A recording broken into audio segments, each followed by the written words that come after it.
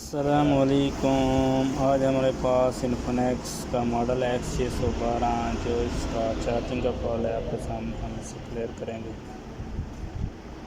सबसे पहले हम इसको खोलते हैं। खोलने के बाद आपको इसका चार्जिंग जैक चेंज करने का तरीका बताएंगे। हमारे चैनल को सब्सक्राइब करें। अगर आप वीडियो को फेसबुक पेज पे देख रहे हैं तो फेसबुक पेज को फॉलो करें और ज़्यादा से ज़्यादा शेयर करें। हमने इसे ओपन कर लिया। ओपन करने के बाद अब हम इसका चार्जिंग जैक हीट गन से उतारेंगे।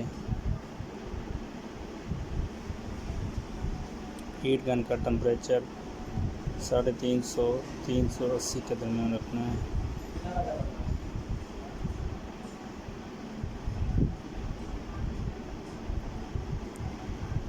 सबसे पहले आपने कागज़ से इसके पॉइंट को साफ़ करना है, उसके बाद इसको चेंज करना है।